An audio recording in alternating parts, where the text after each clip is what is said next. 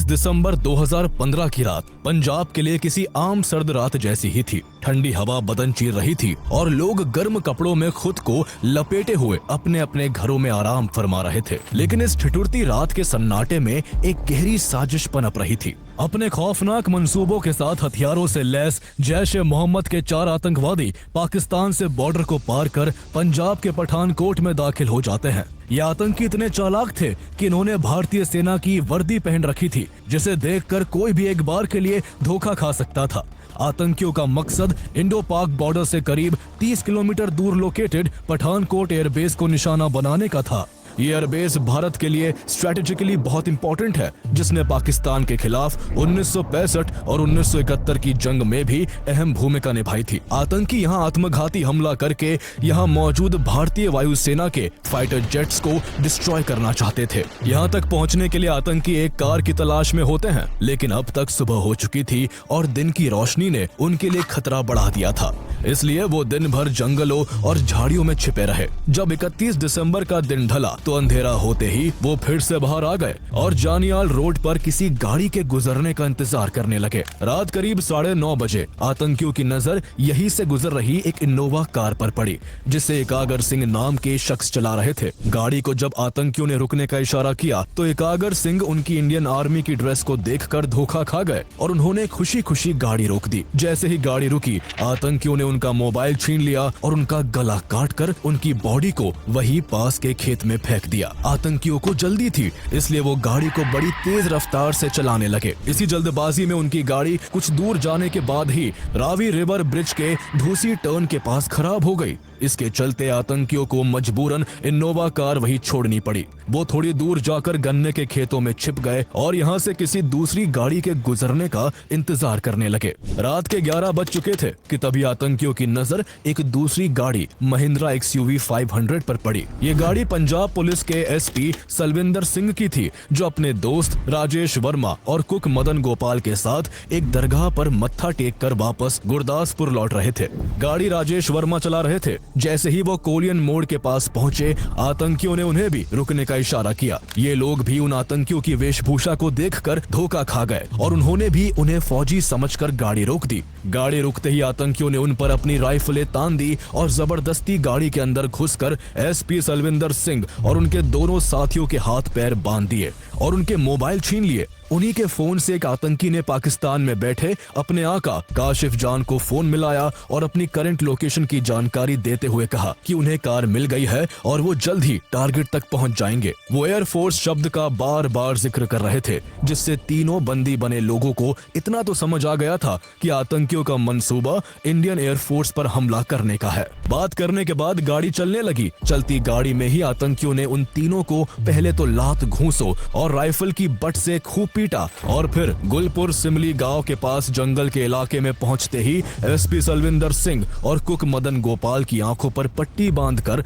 उन्हें चलती गाड़ी से धक्का दे दिया। आतंकियों को अभी तक ये नहीं पता था कि जिनको वो फेंक रहे हैं उनमें से एक पुलिस वाला भी है। वो अभी तक यही समझ रहे थे कि गाड़ी राजेश वर्मा चला रहा था, इसलिए गाड़ी का मालिक वही होगा। इसी वजह से वो उसे अपने साथ ले गए। जैसे ही वो आगे बढ़े, सलविंदर सिंह और मदन गोपाल ने मौका देखते ही किसी तरह अपने हाथ खोल लिए और आंखों से पट्टी हटाकर गुलपुर सिमली गांव तक पहुंच गए। सलविंदर सिंह को आतंकियों की फोन की बातचीत से ये तो कंफर्म हो गया था कि वो चारों आर्मी वर्दी में पाकिस्तानी आतंकी है, जो किसी बड़े हमले को अंजाम देना चाहते हैं। इसलिए गांव में घुसते ही उन्होंने किसी के फोन से तुरंत गुरदासपुर पुलिस कंट्रोल रूम को कॉल कर पूरी घटना की जानकारी दे दी, लेकिन किसी ने उनकी बातों पर यकीन ही नहीं किया। सलविंदर सिंह की इमेज उनके साथी पुलिस कर्मियों के बीच काफी खराब थी, इसलिए उन्होंने समझा कि सलविंदर पार्टी करके लौट रहा होगा और फिजूल की बातें बना रहा है। जब उन्हें किसी ने सीरियसली नहीं लिया तो सलविंदर सिंह ने 3:21 पर गुरदासपुर के SSP को कॉल किया और उन्हें सारा माजरा बताया। उधर आतंकी लगातार राजेश वर्मा को पीट रहे थे और उसके फोन से पाकिस्तान में बैठे अपने हैंडलर से कांटेक्ट में बने हुए थे। उन्होंने राजेश को पीट पीट के बुरी तरह घायल कर दिया। जब उससे पूछा गया कि ये किसकी गाड़ी है, तब राजेश ने बताया कि ये पंजाब के SP सलविंदर सिंह की कार है, जिसे उन्होंने पीछे ही फेंक दिया। ये खबर जब फोन पर आतंकियों के हैंडलर्स ने सुनी तो वो गुस्से से आग बबूला हो गए। पुलिस वाला होने की वजह से सलविंदर उन्हें बड़ी थ्रेट लगा, जो अथॉरिटीज को बताकर उनके पूरे प्लान को चौपट कर सकता सकता था, इसलिए हैंडलर्स ने उन्हें तुरंत वापस जाकर सलविंदर सिंह और मदन गोपाल को दोबारा पकड़ने का आदेश दिया। लेकिन जब तक वो वापस उस जगह पहुंचे तब तक सलविंदर सिंह और मदन गोपाल अपनी जान बचाकर वहां से भाग चुके थे। दोनों को ना पकड़ पाने की बौखलाहट में आतंकियों ने सारा गुस्सा राजेश वर्मा पर उतार दिया। उन्होंने सुबह करीब 4 बजे बेरहमी से उसका चाकू से गला रेत दिया। आतंकियों को यकीन था कि कुछ ही देर में राजेश की मौत हो जाएगी, इसलिए उन्होंने उसको गाड़ी से बाहर निकालकर पास के खेत में ही फेंक दिया। इसके बाद आतंकी तो गाड़ी लेकर अपनी मंजिल की तरफ बढ़ गए, लेकिन बुरी तरह घायल राजेश वर्मा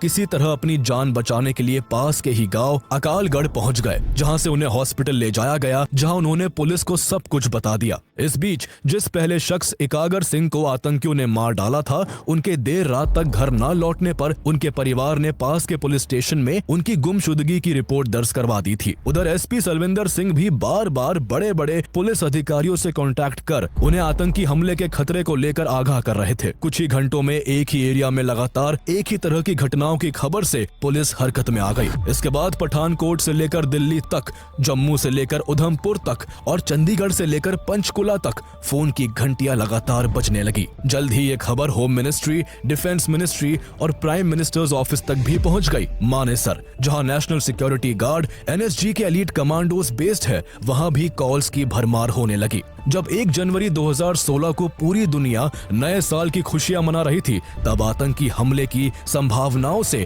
इंडियन अथॉरिटीज के बीच हड़कंप मचा हुआ था और सभी ऑफिस में केओस की स्थिति बन चुकी थी। तुरंत देश की सभी सिक्योरिटी फोर्सेस और इंटेलिजेंस एजेंसीज को हाई अलर्ट पर रखा गया। सेना और पुलिस की टुकड़ियों ने मिलकर जल्द ही क्विक रिएक्शन टीम्स तैयार की, जिनके जांच करने पर उन्हें एकागर सिंह की गाड़ी और उनकी डेड बॉडी मिल गई। अगले कुछ घंटों के सर्च ऑपरेशन में एसपी सलविंदर सिंह की महिंद्रा एक्सयूवी गाड़ी भी मिल गई, जो लावारिस हालत में पठानकोट एयरबेस से मात्र 500 मीटर की दूरी पर खड़ी थी। सलविंदर द्वारा दी गई डिटेल्स और उनकी गाड़ी के पठानकोट एयरबेस के पास मिलने से अब साफ था कि आतंकियों का मकसद इस एयरबेस को निशाना बनाने का ही है। साथ ही इस दौरान इंटेलिजेंस एजेंसीज लगातार एसपी सलविंदर और राजेश के फोन्स को इंटरसेप्ट कर रही थी, जो आतंकियों के पास थे।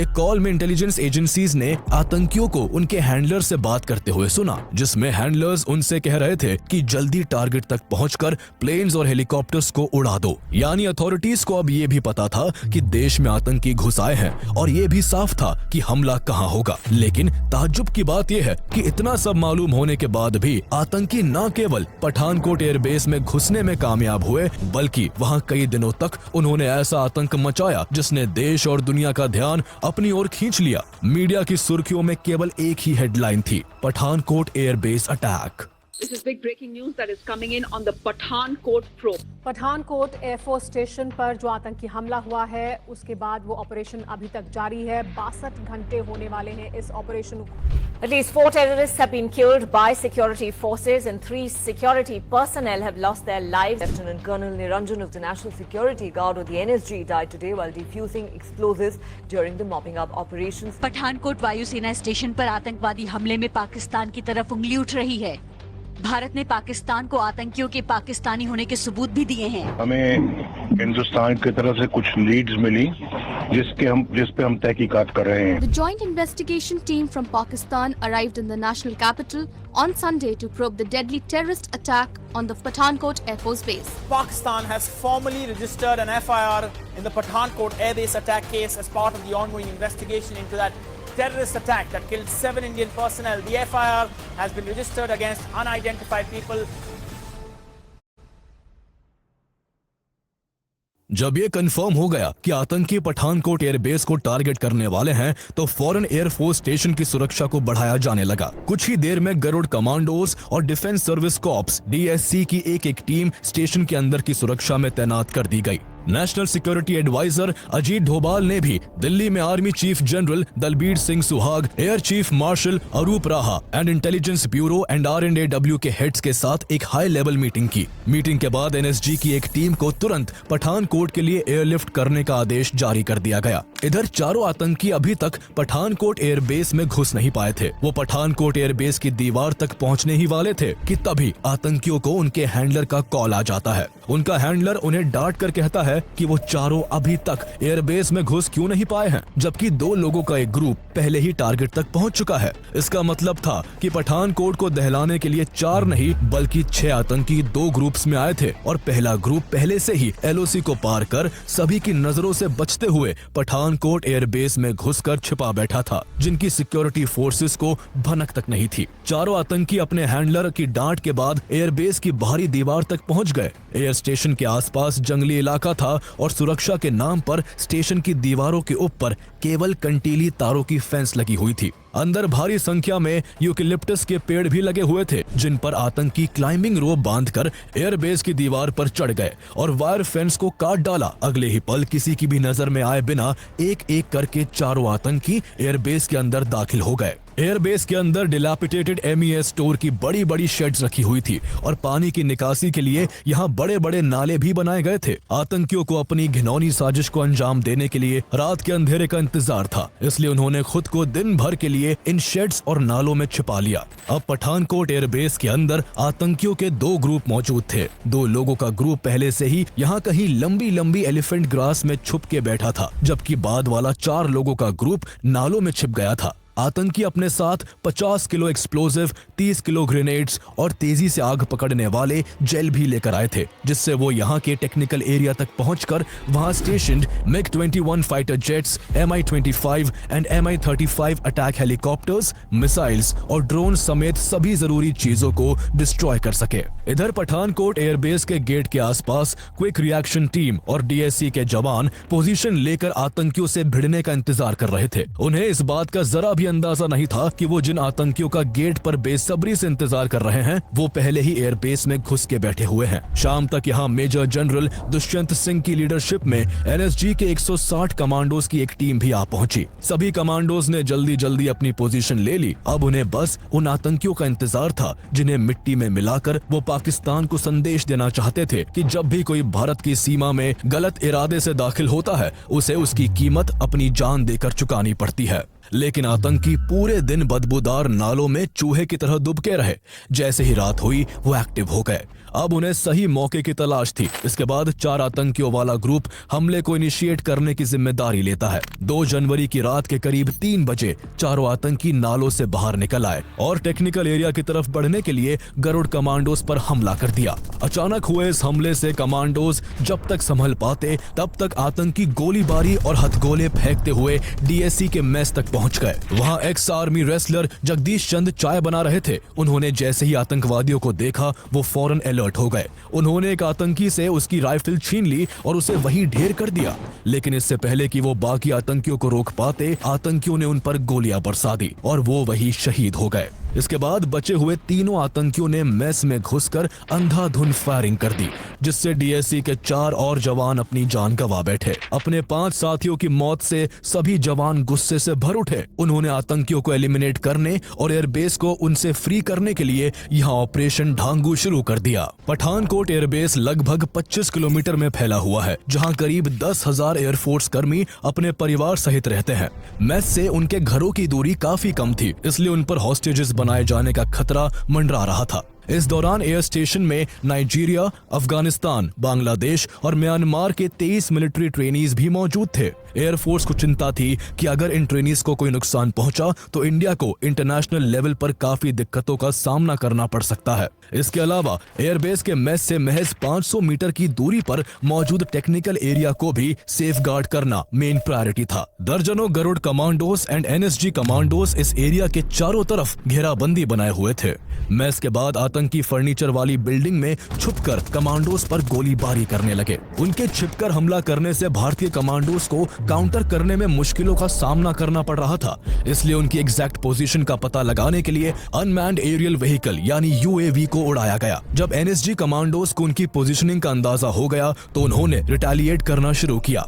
आतंकियों के पास AK-47 राइफल्स थी, जिनका जवाब भारतीय commandos MP5 assault rifle, Glock pistol और कॉर्नर शॉटगन गन जैसी मॉडर्न राइफल से दे रहे थे। दोनों ओर से भयंकर गोलीबारी शुरू हो गई। गोलियों की तड़तड़ाहट और भारी बमबारी से पूरा इलाका सहम उठा। इस तरह सुबह से दोपहर और दोपहर से शाम हो गई। आतंकी कभी फायरिंग करते तो कभी ग्रेनेड और एक्सप्लोजिव का इस्तेमाल करते, लेकिन इसके बावजूद आतंकी आमने सामने की लड़ाई में कमांडोज के आगे कहीं भी नहीं टिक पा रहे थे। कमांडोज ने आतंकियों की हर चाल को नाकाम करके रख दिया था। इसका अंजाम ये हुआ कि 2 जनवरी की शाम तक 3 और आतंकियों को मार गिराया गया। पूरे 4 आतंकियों की मौत के बाद गोलियों और बम धमाकों की आवाज बिल्कुल थम गई। जब काफी समय तक आतंकियों की ओर से कोई रिटेलिएशन नहीं हुआ तो जवानों में जश्न का माहौल बन गया। वहां मौजूद लोग ये मान बैठे कि एयरबेस में केवल 4 आतंकी ही थे जिन्हें मार गिराया जा चुका है। डिफेंस फोर्सेज ऑपरेशन को बंद करने का मन बना चुकी थी और इस खबर को दिल्ली तक पहुंचा दिया गया था। सरकार के कुछ मिनिस्टर्स ने भी पठानकोट एयरबेस से टेररिस्ट को न्यूट्रलाइज करने के लिए सिक्योरिटी फोर्सेस को धड़ाधड़ बधाई देते हुए कई ट्वीट्स कर दिए। लेकिन भारत ने जश्न मनाने में जल्दबाजी कर दी थी। ये किसी बड़े खतरे से पहले की शांति थी। अभी खेल खत्म नहीं हुआ था। सिक्योरिटी फोर्सेस को इस बात का जरा भी अंदाजा नहीं था कि यहाँ की बड़ी बड़ी घास और झाड़ियों में 2 और आतंकी बहुत पहले से चुपचाप सही मौके के इंतजार में बैठे हुए हैं। इन आतंकियों के पास मॉर्फिन इंजेक्शन, पके हुए चिकन और रोटियों के कुछ पैकेट थे जिनके सहारे वो कई दिन तक बिना बाहर आए सरवाइव कर सकते थे। लेकिन इन बातों से अनजान एनएसजी ने ऑपरेशन को खत्म मानकर यहाँ के पूरे एरिया को सैनिटाइज करना शुरू कर दिया। 3 जनवरी की सुबह बॉम्ब स्क्वाड के commanding officer lieutenant colonel Niranjan ने अपनी टीम के साथ मरे हुए आतंकियों के शरीर पर बंधे एक्सप्लोजिव और ग्रेनेड को डिफ्यूज करने का काम शुरू किया। थोड़ी ही देर में 3 आतंकियों के एक्सप्लोजिव्स को डिफ्यूज किया जा चुका था, लेकिन लेफ्टिनेंट कर्नल निरंजन ने जैसे ही चौथे आतंकी के शरीर से बम को डिफ्यूज करने की कोशिश की, आतंकी के शरीर पर लगा एक्सप्लोजिव ब्लास्ट हो गया। लेफ्टिनेंट कर्नल निरंजन ने बुलेट प्रूफ जैकेट पहन रखी थी, लेकिन धमाके की इंटेंसिटी इतनी ज्यादा थी कि उनकी जान नहीं बच सकी। इस विस्फोट से 5 अन्य कमांडोज भी बुरी तरह घायल हो गए। लेफ्टिनेंट कर्नल निरंजन के शहीद होने से पठानकोट एयरबेस एक बार फिर से सहम गया। इसी केओस का फायदा उठाकर अभी तक काफी समय से छिपे बैठे दोनों आतंकियों ने सुबह 10 से 11 बजे के आसपास एयरबेस के एक दूसरे ब्लॉक से अचानक जवानों पर गोलीबारी शुरू कर दी। इस ब्लॉक की पहली मंजिल पर 6 डिफेंस पर्सनल भी मौजूद थे। यदि आतंकवादी उन्हें हॉस्टेजेस बना लेते तो उनकी जान के बदले में वो भारत से बार्गेनिंग कर सकते थे। लेकिन किस्मत से आतंकियों को इसकी खबर नहीं थी, इसलिए उन्होंने इस ओर ध्यान नहीं दिया। उनका टारगेट टेक्निकल एरिया को तबाह करने का था। उनकी गोलीबारी से सभी जवान एक बार फिर से अलर्ट हो गए। साथ ही 80 कमांडोज की 2 और एनएसजी यूनिट्स को दिल्ली से पठानकोट एयरलिफ्ट किया गया। सबसे पहले उस ब्लॉक में फंसे 6 डिफेंस पर्सनल को सुरक्षित बाहर निकाला गया। इसके बाद एनएसजी और गरुड़ कमांडोज ने मिलकर पूरी बिल्डिंग को चारों तरफ से घेर लिया, लेकिन दोनों आतंकी फिर भी कमांडोज की पकड़ में नहीं आए। आतंकियों ने पूरे दिन कमांडोज को इधर से उधर उलझाए रखा। शाम हो चुकी थी और अंधेरा घिरने लगा था। ऐसे में जल्द से जल्द कार्रवाई करना जरूरी हो गया था। आखिरकार एनएसजी कमांडोज ने आतंकियों को रूम के अंदर ही कुचलने के लिए बस्टर टूल्स का इस्तेमाल किया और आतंकी जिस कमरे में छुपे हुए थे उसके दरवाजे उड़ा दिए। इसके बाद कमांडोज ने रूम के भीतर कैनन फायर किया, जिसकी चपेट में आकर दोनों आतंकी जल्द ही मारे गए। इन दोनों आतंकियों के खत्म होते ही पठानकोट एयरबेस पूरी तरह से सुरक्षित था। लेकिन कंट्रोल रूम इस सफलता की सूचना दिल्ली भेजने में इस बार जल्दबाजी नहीं करना चाहता था। एनएसजी कमांडोज ने एयरबेस के चप्पे चप्पे को खंगालना जारी रखा और लगातार कई घंटों की सर्च के बाद जब उन्हें सब कुछ सही लगा तो आखिरकार 5 जनवरी की दोपहर तक ऑपरेशन बंद कर दिया गया। बेशक 6 के 6 आतंकियों को मिट्टी में मिलाकर और टेक्निकल एरिया को सेफ रखकर भारत ने आतंकियों का प्लान फेल कर दिया था, लेकिन इसके लिए देश के 7 जवानों को कुर्बान होना पड़ा था। इनमें से गरुड़ कमांडो गुरसेवक सिंह भी थे, जिनकी शादी को मात्र 45 दिन ही हुए थे। अपने जवानों की शहादत से पूरा देश शोक में डूबा हुआ था। सरकार इस हमले के लिए जिम्मेदार एक एक आतंकी को बेनकाब करना चाहती थी। इसलिए जब पठानकोट एयरबेस में आतंकियों को न्यूट्रलाइज करने के लिए जवानों का ऑपरेशन ढांगू चल रहा था, उसी दौरान पंजाब पुलिस एसपी सलविंदर सिंह और उसके दोनों साथियों राजेश और मदन गोपाल से पूछताछ कर रही थी। पुलिस जानना चाहती थी कि जिन आतंकियों ने एकागर सिंह को गला काट कर मार डाला था, उन्होंने सलविंदर को आखिर कैसे इतनी आसानी से छोड़ दिया। दिया। सलविंदर सिंह की इमेज पहले से ही पुलिस महकमे में खराब थी। वहीं उन्होंने इंटेरोगेशन के दौरान भी कई बार अपना बयान बदला, जिस कारण पुलिस को उन पर शक था। हालांकि बाद में उन्हें इस हमले से क्लीन चिट दे दी गई। इसके बाद इस हमले की जांच का जिम्मा नेशनल इन्वेस्टिगेशन एजेंसी यानी NIA ने संभाला। NIA ने पूरे पठानकोट एयरबेस की काफी बारीकी से जांच की, जिसमें NIA की टीम को एयरबेस के वेस्टर्न साइड से फेंस कटर, रोप, वूलन कैप और ग्लव्स मिले, जिसके सहारे आतंकियों ने एयरबेस में घुसपैठ की थी। NIA को नाले में कुछ जूतों के निशान भी मिले, जो मारे गए आतंकियों के जूतों से मेल खाते थे। साथ ही एजेंसीज ने आतंकियों की कॉल्स को इंटरसेप्ट करके पता लगाया कि सभी आतंकी पाकिस्तान से आए थे और इस पूरे हमले की योजना जैश-ए-मोहम्मद के सरगना मौलाना मसूद अजहर और उसके भाई मुफ्ती अब्दुल रऊफ असगर ने बनाई थी। हमले के दौरान उन्हें पाकिस्तान से काशिफ जान गाइड कर रहा था और उनकी 6 महीनों तक बहावलपुर में अशफाक अहमद और हाजी अब्दुल शकूर ने ट्रेनिंग करवाई थी। जैश-ए-मोहम्मद ने उन 6 आतंकियों की मिलिट्री जैसी सख्त ट्रेनिंग के बाद पठानकोट एयरबेस को दहलाने के लिए एक आत्मघाती मिशन पर भेज दिया था। लेकिन जैश-ए-मोहम्मद का मकसद इस तरह केवल भारत के एयरबेस को नुकसान पहुंचाने का नहीं था, बल्कि जैश इस बार एक तीर से 2 निशाने लगाना चाहता था। दरअसल उस समय भारत और पाकिस्तान अपने संबंधों को संभालने में लगे हुए थे। इस हमले से केवल 6 दिन पहले ही 25 दिसंबर 2015 को नरेंद्र मोदी काबुल से लौटते वक्त अचानक से पाकिस्तान के लाहौर जा पहुंचे थे और पाकिस्तानी प्राइम मिनिस्टर नवाज शरीफ से मुलाकात की थी। नरेंद्र मोदी इस दौरान लाहौर में शरीफ के पाकिस्तान समारोह में भी शामिल हुए थे। ये 2004 के बाद पहला मौका था जब भारत के प्राइम मिनिस्टर ने पाकिस्तान का दौरा किया था। नरेंद्र मोदी ऐसा करके सालों से बिगड़ते रिश्ते को फिर से पटरी पर लाना चाहते थे, लेकिन इस तरह दोनों देशों की नजदीकियों को जैश-ए-मोहम्मद ने अपने एग्जिस्टेंस के लिए एक बड़े खतरे के रूप में देखा। इसलिए उसकी इस अटैक की साजिश का मकसद भारत की एयर पावर को कम करने के साथ साथ भारत और पाकिस्तान के बीच उभर रही दोस्ती पर चोट करना था। इस अटैक में जैश-ए-मोहम्मद का हाथ होने की वजह से इंडिया पाकिस्तान के बीच जो शांति की राह बन रही थी वो टूट गई और भारत ने किसी भी तरह की पीस टॉक्स को तुरंत पोस्टपोन कर दिया। इंडिया ने पाकिस्तान पर टेररिज्म के खिलाफ एक्शन लेने का प्रेशर बनाया, जिसके चलते पाकिस्तान ने कुछ कार्रवाई भी की और जैश-ए-मोहम्मद के कई मेंबर्स को अरेस्ट कर लिया। मसूद अजहर को प्रोटेक्टिव कस्टडी में रखा गया, हालांकि उसे कहाँ रखा गया है इसकी जानकारी किसी को नहीं दी गई। आगे चलकर इनसफिशिएंट एविडेंस का हवाला देकर पाकिस्तान ने मसूद अजहर को रिलीज कर दिया, जिससे भारत की नाराजगी और बढ़ गई। भारत ने जब पाकिस्तान पर और प्रेशर डाला तो पाकिस्तान ने हमले की जांच के लिए मार्च 2016 में अपनी एक 5 सदस्यीय जॉइंट इन्वेस्टिगेशन टीम को भारत की परमिशन से पठानकोट भेजा। 3 दिन तक पाकिस्तान की इन्वेस्टिगेशन टीम ने यहां से कई एविडेंस कलेक्ट किए और इस दौरान कुछ विटनेसेस के स्टेटमेंट्स भी रिकॉर्ड किए। इसके बाद अपनी जांच पूरी करके ये टीम वापस पाकिस्तान लौट गई। पाकिस्तान पहुंचते ही इस टीम में शामिल लोगों ने अपना असली रंग दिखाना शुरू किया और ये दावा किया कि अटैक इंडिया द्वारा किया गया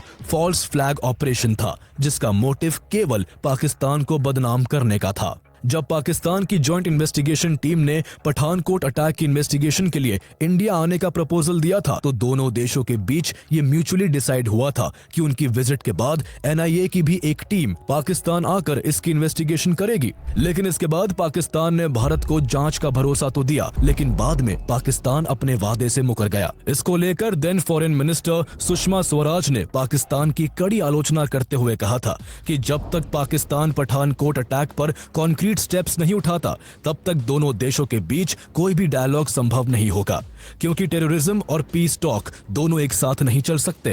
हालांकि पाकिस्तान ने फिर भी कोऑपरेट नहीं किया। भले ही पाकिस्तान के कोऑपरेट ना करने से इंडियन गवर्नमेंट का रुख उसकी तरफ फिर से सख्त हो गया था, लेकिन इस पूरी सिचुएशन में इंडियन सिक्योरिटी सिस्टम की लापरवाही को लेकर भी सवाल उठ रहे थे। हमले के पहले तक पठानकोट एयरबेस की सुरक्षा काफी कमजोर थी। एयरबेस की दीवार के चारों ओर गश्त के लिए कोई सड़क नहीं थी और उसकी दीवार कई जगह से सिविलियंस के मकानों से सटी हुई थी। हैरानी की बात यह थी कि इसके बावजूद एयरफोर्स ने इस एयरबेस के आसपास एनक्रोचमेंट रोकने का कोई प्रयास नहीं किया था, जिस कारण आतंकियों द्वारा यहां किसी भी वक्त एक बड़ा हमला पॉसिबल था। भारत की इंटेलिजेंस एजेंसीज महीनों से भारत पर कोई बड़े आतंकी हमले की आशंका जता रही थी और हमले से कुछ महीने पहले तक भारत में पाकिस्तानी इंटेलिजेंस एजेंसी ISI के कई एजेंट्स अरेस्ट किए जा चुके थे। पठानकोट हमले से केवल एक महीने पहले BSF के हेड कांस्टेबल अब्दुल रशीद को ISI के लिए जासूसी करने के जुर्म में दिल्ली पुलिस ने जम्मू एंड कश्मीर से अरेस्ट किया था। अब्दुल रशीद और उसके रिलेटिव कफायतुल्लाह खान कई महीनों से ISI के कांटेक्ट में थे और अरेस्ट होने से पहले दोनों भारतीय सेना की कई इंपॉर्टेंट इंफॉर्मेशन ISI को दे चुके थे। इसके अलावा शेख मोहगल और मोहम्मद एजाज को भी कोलकाता और मेरठ से ISI के लिए जासूसी करते हुए पकड़ा गया था, जबकि दिसंबर 2015 में पोखरण से ex army man Govardhan Singh भी पकड़ा गया, जो सालों से भारतीय डिफेंस फोर्स की इंपॉर्टेंट इंफॉर्मेशन ISI तक पहुंचा रहा था। इसके अलावा पठानकोट हमले से पहले एयरमैन रंजीत के को भी दिल्ली पुलिस की क्राइम ब्रांच, मिलिट्री इंटेलिजेंस और एयर फोर्स की एक यूनिट ने अपने जॉइंट ऑपरेशन के जरिए भटिंडा एयर बेस से ISI के लिए जासूसी करने के जुर्म में अरेस्ट किया था। रंजीत के जो 2010 से ही भटिंडा एयर बेस में तैनात था, उसे दामिनी मैकडॉट नाम की एक महिला ISI एजेंट ने फेसबुक पर हनी ट्रैप में फंसाया और उसका इस्तेमाल भटिंडा, पठानकोट, अमृतसर, आगरा, अंबाला और श्रीनगर के एयरबेस की सेंसिटिव इंफॉर्मेशन हासिल करने के लिए कहा। अरेस्ट होने से पहले तक रंजीत के कई एयरबेस की फाइटर एयरक्राफ्ट की संख्या और ट्रांसपोर्टेबल रेडार यूनिट्स की एग्जैक्ट लोकेशन की जानकारी ISI तक पहुंचा चुका था। ISI ने उससे western and northern air commands में चलने वाली लाइव एयर एक्सरसाइजेस और इंडिया रशिया मिलिट्री एक्सरसाइजेस से जुड़ी जानकारी भी मांगी थी, लेकिन उससे पहले ही वो गिरफ्तार कर लिया गया था। एक साल में इतने बड़े स्केल पर देश से ISI के कई एजेंट्स के पकड़े जाने से स्पष्ट था कि Pakistan based terrorist organisations Indian air base पर जरूर कोई बड़ा हमला प्लान कर रहे थे। हमले से पहले इंडियन डिफेंस फोर्सेस के पास SP सलविंदर और राजेश वर्मा की गवाही से लेकर उनकी कार का आतंकियों द्वारा पठानकोट एयर बेस के केवल 500 मीटर के दायरे में खड़ी करने तक कई इंफॉर्मेशन थी,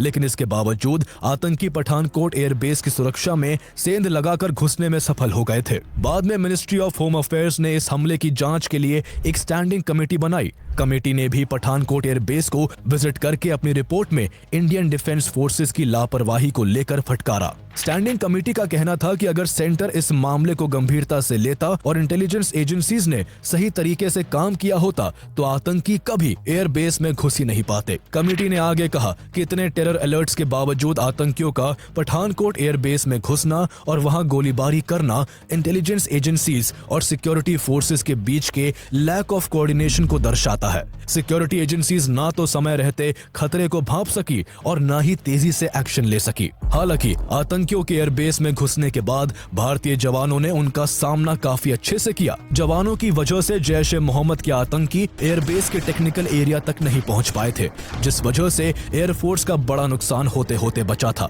जैश-ए-मोहम्मद का ये मंसूबा भले ही नाकाम रहा, लेकिन वो जो दरार भारत और पाकिस्तान के बीच चाहता था, वो दरार इस हमले के बाद दोनों देशों में फिर से आ चुकी थी। जैश-ए-मोहम्मद यही नहीं रुका, बल्कि इस हमले के केवल 8 महीने बाद उरी अटैक और करीब 3 साल बाद पुलवामा अटैक को अंजाम देकर उसने दोनों देशों के बीच तनाव की एक गहरी खाई खोद दी। भारत ने भले ही पठानकोट अटैक के जवाब में पाकिस्तान और जैश-ए-मोहम्मद के खिलाफ कोई मिलिट्री एक्शन नहीं लिया, लेकिन उरी अटैक और पुलवामा अटैक के जवाब में भारत ने दुश्मन के घर में घुसकर उसको सबक सिखाया। उरी अटैक और पुलवामा अटैक की पूरी कहानी आप हमारी पिछली वीडियोस में देख सकते हैं।